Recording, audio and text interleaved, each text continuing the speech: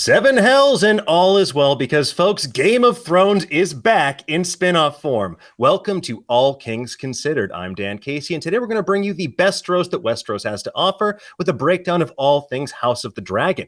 The first episode of the first official Game of Thrones spin-off premiered on Sunday night, but I can't possibly break it all down by myself, so I've assembled a small council of two genuinely awesome guests to help me do so and dive deep into this episode. And folks, if they were any cooler, they'd be straight up White Walkers.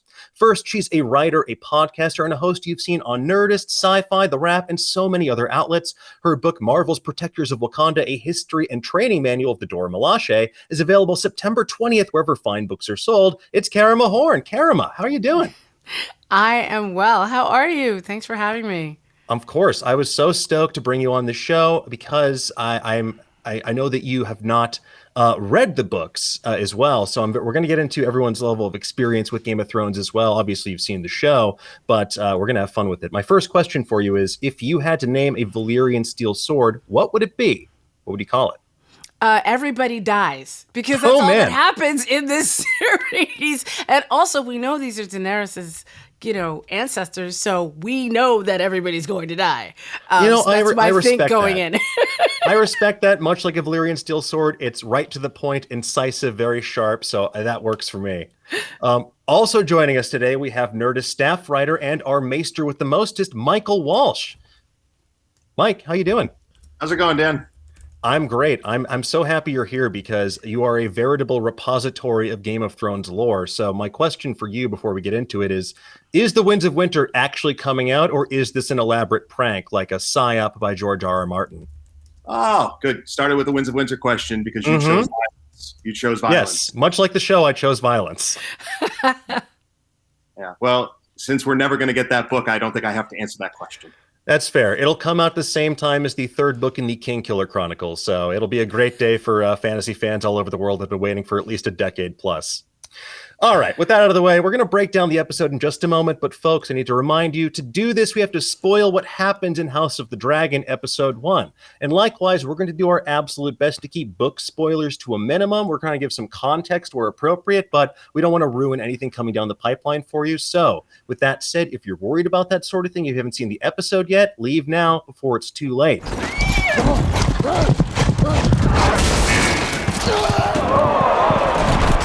Okay?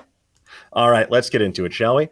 Now, folks, I want to get into this. Before we get into the actual breakdown of Hot D, as George R.R. Martin calls it on his Nada blog, my first question is, I want to go back a little bit in time. How did you both feel about the ending of Game of Thrones? What was your... And yeah, let's start with that. How do you both feel about the ending of Game of Thrones, the TV show? I still haven't seen it clearly. It was so dark, and I don't mean the theme. I'm still trying to figure out how they got in, because that's the way it was shot and everything. The cinematography was an issue, and I also feel like not having read the books, I feel like just storytelling wise, it just tried to do too much in too short of a time. And just, okay, we have to end this thing. That's what it really felt like to me. I felt like a lot of the build-up, the White Walkers were built up to such a huge extent that to kind of go out the way they did, I was just not as impressed. And I felt it was anticlimactic and very hard to see. Yeah, and I think they're releasing like a 4K update for it. I've heard that someone rewatched it and that it's actually a legible scene now. Human eyes can discern it. You don't need like weird infrared vision like a Predator. But even so, I definitely feel you. It made me feel really bad about my TV. I'm like, oh, this can't display night scenes at all. Mikey, what about you? It sounds like hyperbole, but it's the absolute truth. I think about how Game of Thrones ended every day of my life. Wow. Oh, no. This is not... Hopefully in a good way. Are you okay? Are you all right? This is not a co-op. This is an anniversary gift from my wife. My house is covered in Game of Thrones paraphernalia. I cannot escape it. People ask me about it constantly. It haunts me constantly. There are no words to fully describe how badly I feel about how that show ended. Yeah, I definitely feel like I'm in that camp where it was my absolute favorite show. Like it was, I came a little bit later, and we'll get into this in just a moment. Like I've read a handful of the books, but I wanted to preserve that joy of discovery because every year was just constantly like blowing me away, and like each new plot development was something I look forward to. I relished Game of Thrones season, and then it just felt like they kind of gave up, which they did. They left for the showrunners left for a large burlap sack with a dollar sign painted on it at a different network. And I understand the allure, but I'll never understand why they didn't just hand it off to like Ryan Condal or someone, or someone else on their team. Who I'm Brian Cogman. That's who I was thinking of, Brian Cogman, because Ryan Condal's doing House of the Dragon. House of the Dragon, yeah. Because if they had look, if it had sucked, they could have been like, well, it sucked because we weren't there to land the ship. And if it was great, they were like, well, it's because we gave you a great foundation to finish a fantastic show. But with that said, I do feel ready to be hurt again. I'm ready to open my heart to pain and suffering with House of the Dragon. But before we get into the episode itself, I'm curious as well, and we've touched on this a little bit. What's your experience with the books? Karama, you said you have not read the books, correct?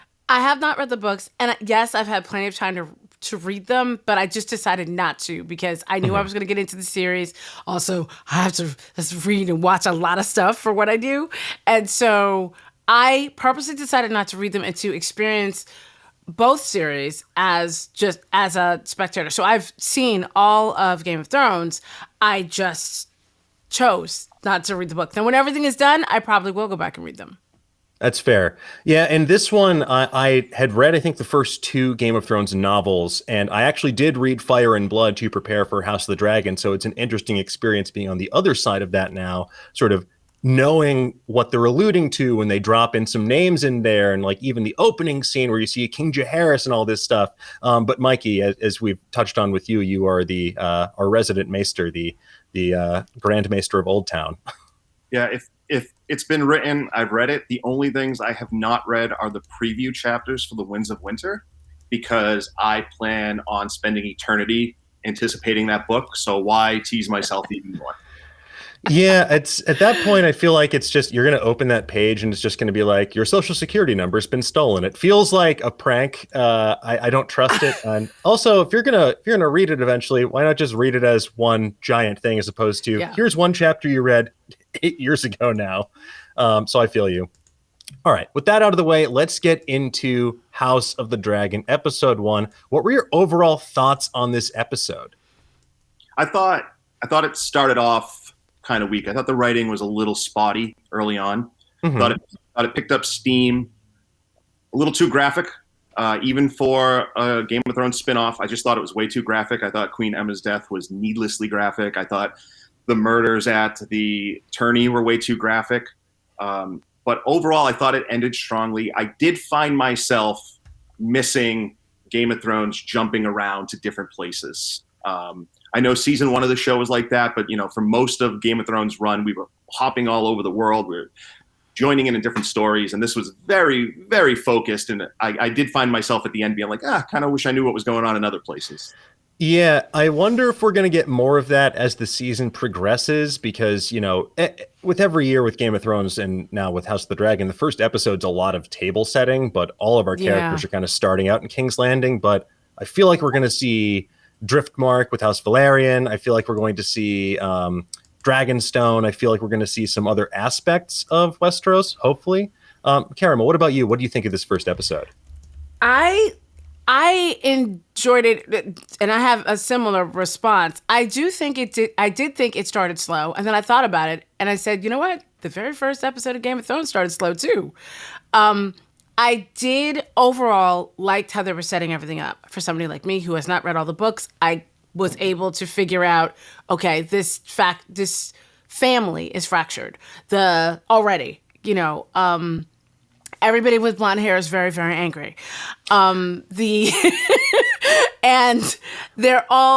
it's very clear that even though we are now looking at the young daughter that is now going to be rise to queen, it is the first time this has happened, a woman ruling. We were able to get the broad strokes. I completely agree that it got really violent, and I'm actually pretty angry because somebody said to me like, oh, don't worry, this one is supposed to be not as violent as Game of Thrones. And I'm like, I mean, You lied, first of all. Second, and I'm gonna find you. Second, second, whether or not it's so weird because when we talk about whether or not it was needless violence, I don't even think the Game of Thrones camp gets the level anymore. Like, what is the bar anymore? And I kind of have a feeling because yes, the birth was horrific, but I also think that some of the things that we saw King Daemon do were unnecessary as well. But then are they trying to set up, don't worry, we're the same Game of Thrones you've seen the entire time? The only thing that I will say that I will admit that I can understand or appreciate is the concept that childbirth at that time was just as controlled by the men as the rest of their lives for a lot of the women. And it was just as violent. But the moment the mother said, the birthing bed is our battlefield, I was like, yeah, she's going to die. She ain't going to make it. Now, I wasn't prepared for them to show most of it. And I have thoughts about what happened to the baby as well, but we'll get into that. But as a whole, if I'm looking at the entire thing, yes, broad strokes, getting people into the story, introducing everybody to everyone, and hello, graphics upgrade. I was happy about that. Yeah, they definitely, you see just how far dragon technology has come in the last decade. But I'm with you. I think overall I enjoyed the episode quite a bit. I think that obviously, some of the, any pilot episode is going to have its like stumbling points where you have to really spell out who these characters are and introduce all these relationships and just kind of, drop as much exposition as you can as elegantly as possible without making the audience tune out. But yeah, there were some definite standout moments in there. And I thought those kind of came in the places I wasn't expecting, like some of those like small council meetings and things like that. Whereas those larger set pieces, like the intercut between the jousting tournament and the truly horrific birthing scene, it was just, that was one of the harder things to watch in Game of Thrones run, which is saying something considering all of the things they've put on screen over the years. So why don't we still, like, my next question was going to be what scenes or moments stood out to you the most, but let's talk about that that jousting scene, the birthing scene, if we want to get into that without, it's not going to turn stomachs or bother people too much. So Karama, I'm curious because I want to hear about your theory, because you mentioned you had a theory about what happened to the baby. Well, okay, so we kind of know medieval C-sections have been proven to be horrific and murder. That was shown. But the death of the baby, granted, these are not modern medicine, has not kicked in. It's very clear that the only person that puts their hands apparently on the royal baby is the maester, not the midwives, which I thought was strange. But I heard a couple people say that, on social media, the maester killed the baby. Indirectly, I don't think he smothered that child. I think, for those of you who don't know how this kind of works, when babies are born, C-section or not, there is fluid after the umbilical cord is cut that builds up, and they cry, they cough to get that up into their mouths so it can be suctioned out. We suction that out now. Or they used to turn the babies over and let it come out. He didn't do that. He swaddled the child, holding it back. So basically he was watching the baby, drown in its own fluids. But he could have done something. Like, even if you don't know medicine, the choking, which we heard, he could have done something. So my theory is that the maester is actually more diabolical than he lets on. Now, those of you who've read the book might already know this, but I don't. And I felt early on, I'm like, yeah, this family, this whole crew, his brother, Daemon's brother, Daemon tried to tell his brother that these people are not who you think they are. And I agree when I saw the maester holding the baby. I'm like, no, I think he let that child die. It is such a dark theory that makes a dark scene even darker. And, when you take it in context with that line about how Daemon's trying to warn his brother, hey, these people, you're weak. They think they can control you. And if the maester did that to sort of create this sort of crisis of succession, that is just all types of messed up. I don't even now correct me if I'm wrong, Mikey. I don't think that's nothing like that particularly happens in the book. Like, but it's also told from multiple maesters' perspectives, so I don't think they would write negatively about themselves in that fashion. Yeah, so this is definitely a theory that you're taking from the show, and I love it. I don't know if I believe in it, but I think there is enough there in the history of the Maesters, which unfortunately I can't get into without spoiling a bunch of stuff for the show, that it's not totally implausible. There is a history in Westeros, though, of many babies barely surviving they live for a couple hours or a couple days. But I don't think that is totally out there. And as Dan said, this is based on Fire and Blood and the World of Ice and Fire books. But those are not definitive versions. Those are very much histories. They're being sourced by unreliable, sources. They're being written after. And that what we're going to find with this show and how it's going to be really interesting for people like me who already know the whole story is that we're going to get some answers to questions we didn't even know to ask, because the show is going to be treated as the definitive version. So there will be stuff in there that we're expecting A, B, and C, and we get X, Y, and Z, and we didn't even know A, B, and C were up for debate. I have a question about that, just real quick. So just so I'm clear, the book that sorts from, it has written from 2 or 3 different perspectives, correct? And You're saying that only one is being used for the show. They're not going to show us another one, you don't think? They're not even, so not only are they not doing all 3 versions, because it's written by one Grand Maester, and he uses 3 primary sources, and sometimes the 3 sources have 3 different versions. We're not going to get multiple versions, but we might not even get a single version, because there are going to be times where all 3 are wrong, and the show is going to show us what actually happened. So there are definitely going to be surprises, as this episode itself had. I'm still crossing my fingers that we'll get a mushroom appearance at least in one episode. For those who don't, we're not going to get mushroom at all. No. If we don't get mushroom, there's going to be problems. Yeah.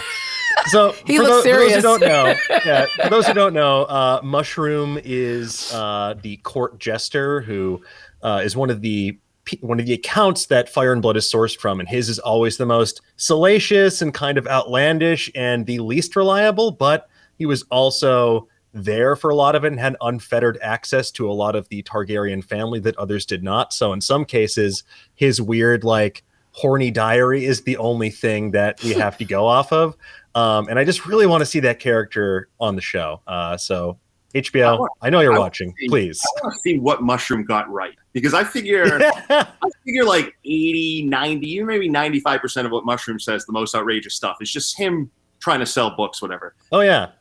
There's a small percentage where he's going to give us a crazy story, and it's going to 100% be what happened, and people are going to lose their minds. Oh, we're going to need the Mushroom report card at the end of season 1. Oh my God. Well, also since Mushroom, I believe, was a court jester, right? They were allowed to say things that other people weren't allowed to say. So it's possible that the jester is going to be right. Oh my God, that's the theme. The jester was right. Yes, the one. They thought Mushroom was a fool, so they didn't care what they said in front of him. Mm-hmm. Yeah, they're like, he's not going to repeat it. Who cares? Like, he's you can say whatever you want. He's the one exception to the talk shit get hit rule in Westeros. So Mikey, you mentioned that there's some stuff we're waiting for answers to and some surprises. What was something that really surprised you about this episode or stood out to you as a big oh shit moment? The revelation about Aegon's dream legitimately made me gasp. I know I'm a super nerd for that, but I love the Targaryen history stuff. I love all of the Westeros history stuff. That is the type of lore bomb I did not think the show was capable of dropping. I thought we would get stuff specific to this story that would be big. I did not think we would get something that was franchise altering for both the shows and the books. Yeah, because that was brand new for this show and kind of dropped in the final moments. We have King Viserys talking to Rhaenyra underneath the sort of underneath King's Landing in front of the skull of Balerion, and just drops the fact that, oh, hey, guess what? Our ancestors didn't just conquer Westeros because they thought it looked nice, but we need to unite the realm under a strong ruler to prepare for the Great Winter.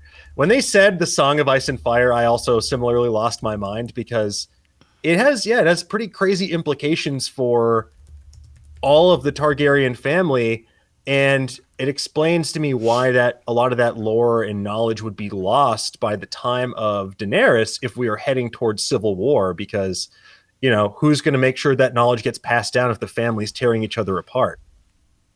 I also think that scene, I feel like a lot was dropped in that scene and in terms of dialogue. And I also think it's for people like me that were like, okay, so this is how we're connecting all of these things. This is, how we're connected to what you've seen before. And help me out. Wasn't the blade on his hip the one that Arya had in Game of Thrones? Am I wrong? That one Valyrian steel dagger? Yeah. I think it's, and or is that I might be wrong here. Daenerys's? No, I think that's intended to be the same Valyrian steel dagger that wound up with the cat's paw that tried to kill Bran and then was later used to immediately one-shot KO the Night King. The Night King, right. Yeah, but I think that I remember reading, I think it was an entertainment. I'm sorry, Michael. I'm so sorry. Look at his face. Still, I'm still sorry. too fresh. I'm so sorry. But I think that prop, it's a slightly different prop, because I remember reading an interview where it's meant to be the same blade, but the prop is actually slightly different because the one they had from Game of Thrones didn't quite fit with whatever their production scheme was. So it's intended to be the same weapon, but a slightly different prop than the original, if I'm remembering accurately. And if I find that, we'll put the link to that article in the description below.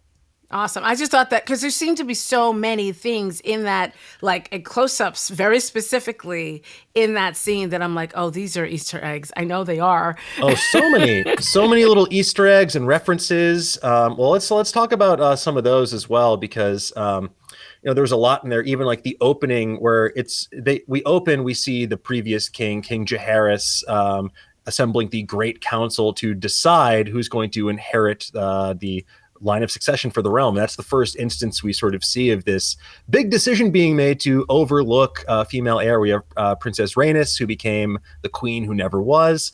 And also, fun fact, you may remember the actor who played King Jaehaerys, Michael Carter. He's also Bib Fortuna. Oh my God. Yeah. That's right. I couldn't handle that when I saw it. My brain just was like, wow, this can't be. That's anytime I watch a show like this, I'm always like, my brain is like, I've seen you before, person from the UK or Scotland or Ireland. I know you're in there somewhere. Where have I seen you before? And when that clicked, I was like, oh my God. But there's other references they make to sort of larger Game of Thrones history as well. Like one that they kept mentioning in sort of passing was King Maegor. And Mikey, can you give us some context as to why they would mention King Maegor, what that means? So King Maegor was the third Targaryen king, and he was the first one who threw the whole question of succession into chaos. Aegon, the Conqueror, dies. His oldest son becomes king. Nice and easy, just exactly how it's supposed to go. He dies 5 years later, and instead of his first son becoming king, Maegor comes flying in, murders anybody who challenges him, takes the throne, has 6 miserable years of violence and bloodshed. He's killing family. He's killing wives. He's just as bad as you can. The cruel makes him sound a million times nicer than he was. So he dies, and King Jaehaerys follows him, and he has 55 years. The show said over 60. Whatever. We're changing things on the show, I guess. But 55 years, peaceful, prosperous. That's why he was so concerned about who was going to follow him. And he calls this great council because Maegor already threw everything into chaos one time when he, took the throne that wasn't his. And then the reason he comes up with a small council is everybody remembers Maegor. And they see Maegor in Daemon. If Daemon was a good guy, there's no problem. The king doesn't have a son, but he has a brother. Fine. But the fact that Maegor is on everybody's minds totally frames what happens and what is going to happen. Maegor really screws up this family for generations in ways that they don't appreciate in the moment. Yeah, and you really see that sort of cruelty echoed in Daemon on that first night with the gold cloaks, where they just go through the city, decapitating, gelding, dismembering, and just... What was it? They needed a wagon with 2 horses to pull away all of the body parts. Yeah, I was like, that's Game of Thrones. That's the Game of Thrones I remember. It's just wanton dismemberment. But I will say something that really impressed me about Prince Daemon was not his wig. That is still giving me big, like Arrow season 1 Yeah, vibes we with need Oliver Queen on the island. we need a whole other segment about these people's lakefronts because Need I a wig cannot. watch. I cannot. I need them to go, yeah, no. I need them to go find the Witcher crew and fix this. Yes. Because no. Yeah, sort of wigginess aside, the one moment that really I thought was really powerful for Prince Daemon and it added a lot of texture to his character is during the funeral scene where, you know, you have this sort of devastated King Viserys looking on at the funeral pyre for his wife and his son, the heir for a day, and you know, despite him being kind of a cad and callow the night before, like boasting and like toasting himself and his new prospect at the on the Street of Silk, you know, you get this moment where he tells Rhaenyra, "Hey, your dad needs you. Like, look, you need to step up and like be the person they need you to be." And I was like, "Oh, I guess he's not just completely one-dimensional." So I'm curious, what were your perspectives on Daemon and like what he means moving forward? What do you think we can expect from him? I mean, we've seen him be diabolical, so we just talked about that bloodshed. But I like the fact, and I've seen this, Matt Smith say this in interviews, is that there is a different side to him. He does have a caring side, but it's almost like he feels that he pushes that down. It's something that he like struggles with. I felt that it was nice to see. I also think, though, it was foreshadowing that tender moment that we saw between the two of them. Because I think we've even seen this in some of the trailers, that is going to not be the way their relationship is in the future. And I think they gave us that image as a reference. Yeah, definitely a lot of tumult ahead. And, you know, they kind of they tease a little bit, and book readers will know, they tease a little bit of where we might see Daemon pop up next. So I'm very excited to see. And if that does hold true, I think we've glimpsed it in the trailers. I believe we will be leaving Westeros behind a little bit for some maybe some battles off the coast somewhere. But that's all I'm going to say about that for now. Mikey, what about you? What were your impressions of seeing Prince Daemon brought to life? In Fire and Blood, I think he's the most complex and interesting character. For lack of a better term, he contains multitudes. And you kind of saw those here, where Daemon comes across as someone who's fighting to be the proverbial dragon, that he really believes in his family's words of fire and blood, right? You want to get something done, you do it through force, you make people respect us, and you remind them why we are in charge. And he struggles with that side of him versus just being a human side. You know, he goes off to the brothel and he says those terrible things after he watches his brother and the small council all talk about why he can't be king for very different reasons. They think he's awful, Maegor or Reborn, and his brother's like, he's not serious enough. You know, so a lot of that just comes from pain. And, you know, there's a reason they needed a great council to name an heir. Their father dies. Their father was supposed to be king, and he dies. And there's just a lot of death and grief in the Targaryen family that doesn't really get talked about because it would be a sign of weakness. But I think you saw that with Daemon, and I think that's why, for all of the terrible stuff he does, and for all of the terrible stuff he's going to do, I think he's going to be a fan favorite, despite reasons not to like him. Yeah, no, but absolutely. The only other thing I wanted to point out, that scene I think gets mimicked again towards the end when his brother banishes him, and he has a moment where that mask falls again, and he looks truly hurt. Like, I'm your brother. You're supposed to stick up for me, and this is what this is what you're gonna do. Yeah, and you get that. So I was going to say, you get that as well, like during that moment where you see that shift where he calls him Viserys, and then he shifts to at the end calling him Your Grace, where he's kind of just like, all right, if that's how you want to play it, like that's how we can go. He's also really smart. He's really smart. Yes. You know, he tells Viserys what Otto Hightower is, Sir Otto, and we see it when he's sending his 13-year-old daughter in his dead wife's dress to go start sliding into the king's DM, so to speak. You know, so we see that Viserys, for all of his bluster and ambition, he's smart in a way his brother isn't. And Hightower gives me such Littlefinger vibes. Oh my God. I just want to I'm cringing just thinking about him. And he's been out in the world a little bit more, I think, because they've basically not banished him, but keep sending him away. And so he's seen so much more. So I think he has better eyes on the common folk. He's even said it than anybody else that sits in those chambers. Yeah, it's definitely not. I wouldn't necessarily call him a man of the people, but a man who's at least walked among the people. Yeah, I think it's a good call with Littlefinger, but I feel to me he's more like Middlefinger because he's just clearly targeting like everyone in his way. And I love the little sort of dynamic they have there after that council meeting. Not only does he choose and humiliate Otto Hightower's son during the tourney, Prince Daemon, but then he also requests his daughter Alicent's favor afterwards as like a double screw you. And I was like, ooh, this is that juicy Game of Thrones drama I've been waiting for. But I think that Otto Hightower might be the most dangerous guy on the show, at least right now, just because he is so clear-headed and knows how to wield power in a way that it feels like some of the others on the council don't. But I'm curious, who do you think is the most dangerous character on the show currently?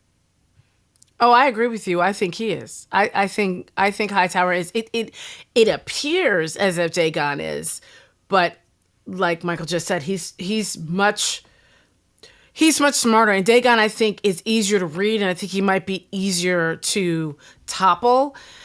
Hightower, like Littlefinger, plays a very, very long game. And I think he's going to be diabolical. I hate him already, so I don't think that's going to change. No, good old Risa Fons. One thing they really get right with him is that Sir Otto Hightower looks so tired. He's just exhausted from the first frame. And one thing, they might change it. I've only watched the first episode, so I won't get ahead. But he was running the entire kingdom at the end of Jaehaerys' reign. He was the hand of the king before Viserys, and the old king is basically in bed and he can't rule anymore. And here is the second son of this other family who's just running things for years, and now he's got to deal with this king who's not as smart, not as capable, and his troublesome brother. So there are reasons to sympathize, I guess, or empathize with Otto Hightower a little bit. How long that will last will probably depend on how the show presents him. I'm sure that we're going to get a lot of great characters, even more than in Fire and Blood, because I've always said the story of the Dance of the Dragons is kind of a story of villains, but the show has already started to change that for the better. So my bet is eventually we will see, even if we don't agree with it, we will see Sir Otto Hightower's point of view. Yeah, that's the thing about Fire and Blood's a great point. It's everyone is reprehensible at one time or another. There's very few people who are like, you know what? You got kind of a bad shake of this. Everyone's done like at least one pretty sus thing and they got punished for it down the line. But it's the kind of the era of TV that we're in, like dating all the way back to The Sopranos. Like we see likable people doing terrible things and we find ways to root for them while also kind of like clutching our pearls when they do something genuinely horrific. And I think we'll absolutely see that play out here. Like, even with Rhaenyra, who is, sort of being positioned as our like heroine, I have a feeling that we're going to have to see her make some difficult choices now that she is forced into adulthood before she wanted to grow up. But I want to move on a little bit. Talk about, are there any other moments in the show that really stood out to you or something you want to talk about that we haven't covered yet? Can we talk about these dragons? Yes, of course. I really need to talk about these dragons. I'm sorry. I know this family's like going through it, but I need to talk about these dragons. First of all, I think the MVP of this entire episode is the effects team, because these dragons look seamless. First of all, they look different. They don't look like somebody copy pasted them like they did in Game of Thrones. Like all those dragons look the same. These look different. They have different personalities. Just the effects and also little subtle things that we're seeing that are callbacks to even when Rhaenys first shows up and steps down off of her dragon, she's dressed and looks like Daenerys did when she stepped down off of her dragon in several scenes in, Game of Thrones. Her introduction is beautiful. The fact that they have a whole, we're seeing where the Dragon's Keep is and it's not destroyed like it was before. Like there's all these little things that we're seeing, but the personalities of the dragons, Daemon's versus hers. Daemon's is supposed to be, I believe he's supposed to be either, is he a different breed or he's just, because his whole neck and the fact he's got little. His nickname is the Bloodworm. Right, he's got like little Atlantean wings in his feet. Like he's adorable. I mean, he's crazy, but he's adorable. Like his owner, but also just even the personalities of them that they got to come through in some of the animation. When she says Dracarys to burn her mother, he kind of does like a puppy, like, really? So that's your mother? Really? And I thought that was so cute. And I'm just not saying that the show itself is cute, but I just like the fact that we are seeing this setup of these dragons in the way I think that we saw a setup of the dire wolves that was sort of dropped in Game of Thrones. I'm hoping in House of the Dragons we get to meet even more of these and get more of these personalities and see the connection to this family, because I think the effects and the cinematography this time around is stunning. Yeah, the level of detail they put into each animation of the dragon, it looks much more believable, especially when we see people riding the dragons than maybe the first time we saw Daenerys riding her dragon.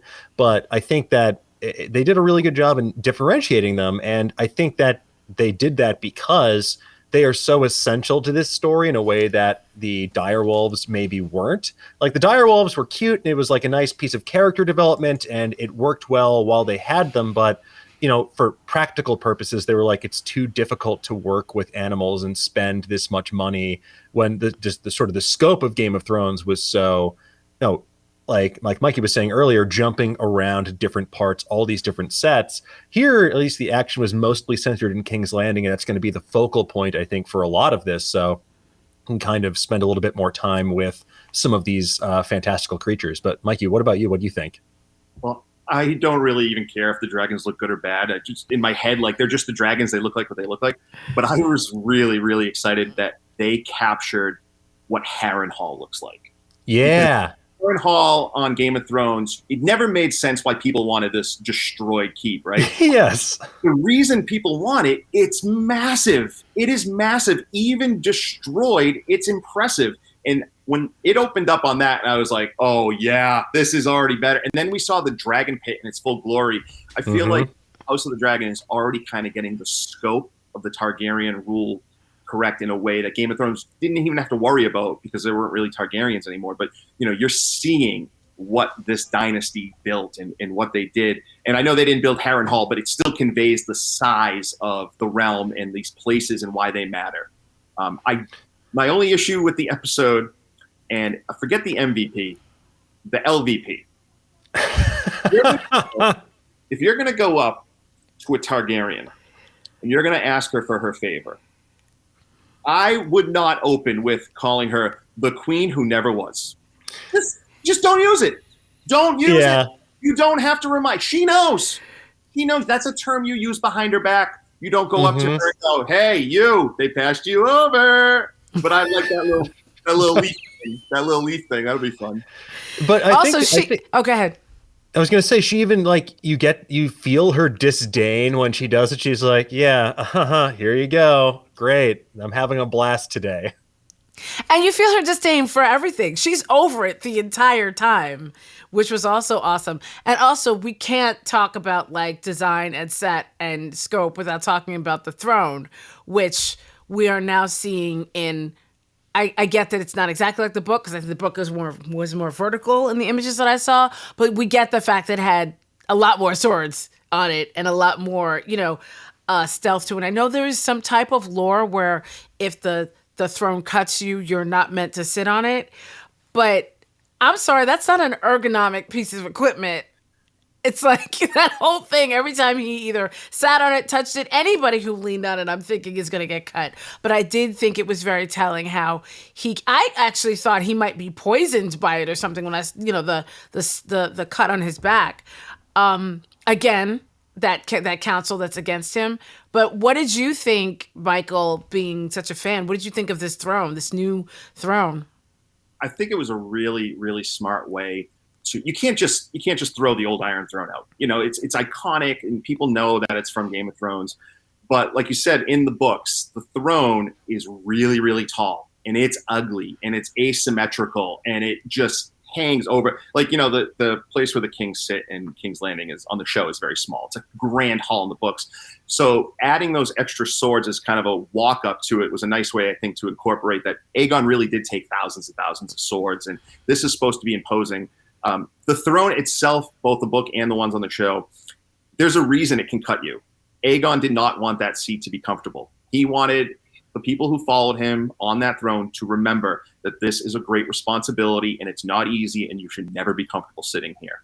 As for that little cut on his back, I don't know how much I should say because I might risk spoiling it, but I feel like that was a very, very specific decision that will pay off in meaning far down the line.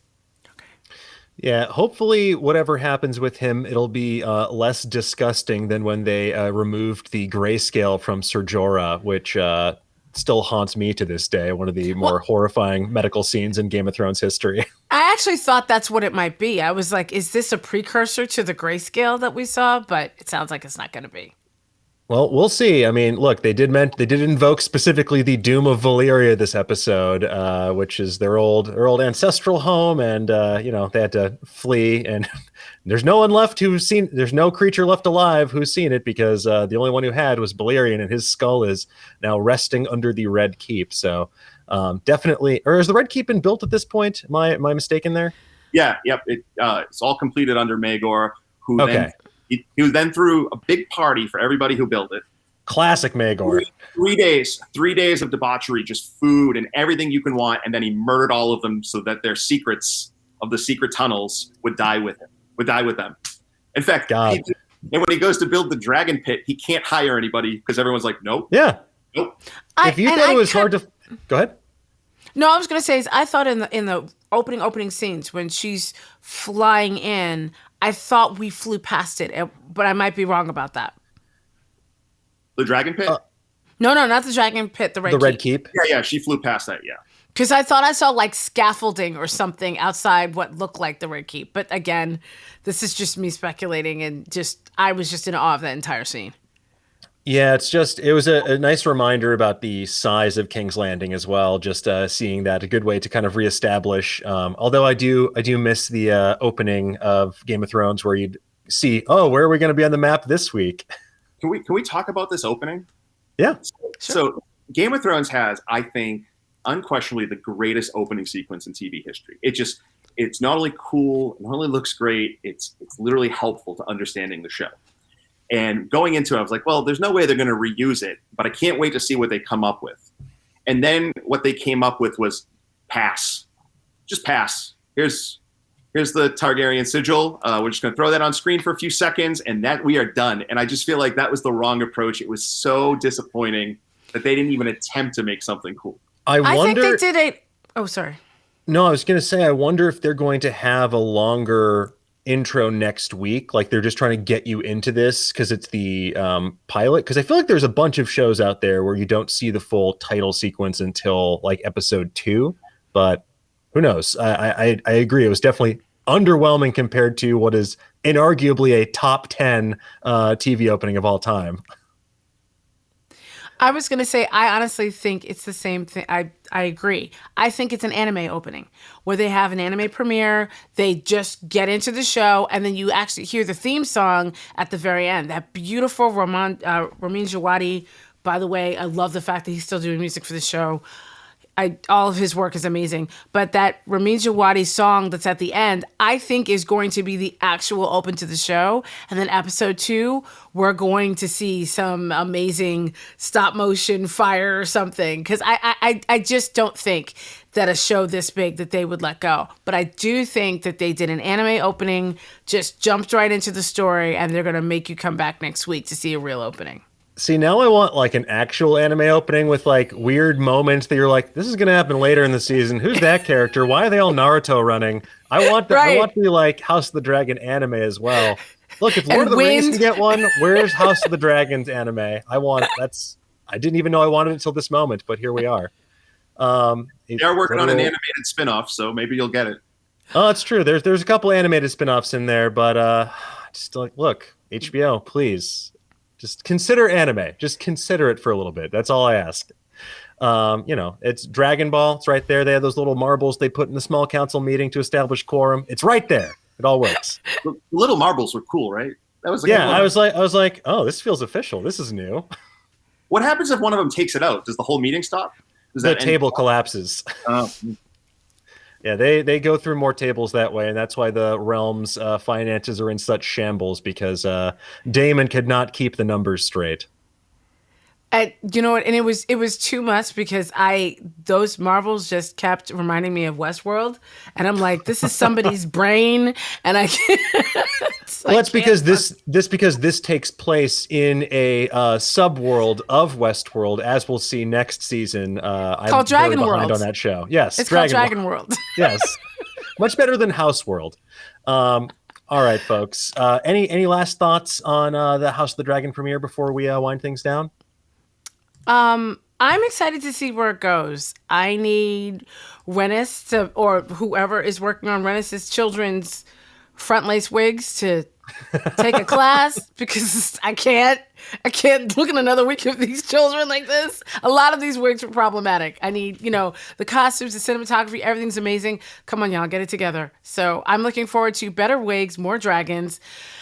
And they've set up their level of violence. So I'm going to figure out whether or not I'm going to watch everything as it comes every week or take breaks, because I don't think it's going to be any less violent than Game of Thrones was. No, definitely. I think violence is back on the menu in full force. So we'll see what the future holds. Mikey, what about you? I'm curious to see how long they stay in this time period with the young Rhaenyra and the young Alicent, because I thought both of them were phenomenal. And, we're going to get to them being grown up. That's where the real action starts. Even if we don't, I just hope that they find a way to keep them included in the show for a little bit longer, because they were really, really good. In fact, I thought the strongest. I thought the cast, for everything we said about what looked great and what worked, I think that the strength of the cast is what will make this show successful. Exactly. And look, my quibbles were relatively minor. And that's I quibble because I love the source material and I love this world, and I'm excited to see what they can do, especially with the amount of money they're putting behind this. So I'm very excited to see how they continue to explore these characterizations. And I do hope we spend a little bit more time with the young versions, because like you said, it'd be a shame for these actors to be kind of like a one and done sequence here. But I think we might do a little like back and forth in some cases. Maybe we'll get some flashbacks here and there or flash forwards, but only time will tell. Well, folks, like they say in King's Landing, air today, gone tomorrow. But for right now, we've got to go. With that said, don't worry, because like Beric Dondarrion, we'll be back next week with another episode of All Kings Considered to break down House of the Dragon. And if you want to delve even deeper in the meantime, we've got you covered over on Nerdist.com. Now, thank you again to my amazing guests. Karama, where can people find you online? You can find me. I'm the Blurred Girl everywhere. TheBlerdGurl. Please pre-order Protectors of Wakanda. Worked really hard on it. Hope you really like it. You can get it at all booksellers right now. And yeah, I'm basically all over the internet as the Blurred Girl right now. Fantastic. And that book comes out September 20th, correct? September 20th. Amazing. Can't wait to read it. All right. And Mikey, what about you? Where can people find you online? If somebody wants to yell at me that I got some minor piece of Targaryen history slightly wrong, they can scream at me at Burger Mike on Twitter. And you can read me writing about the show, not just talking about it, at Nerdist.com, the best website anybody ever made at it. I agree with that assessment. Folks, thank you so much for joining us, and thank you everyone for tuning in. Now, in the meantime, folks, we want to know your opinion. What did you think of this episode? Who was your MVP, and what are you most excited to see in the season ahead? Let us know in the comments below, and for the latest and greatest in the world of pop culture, make sure you stay tuned to Nerdist.com. All right, see you next time.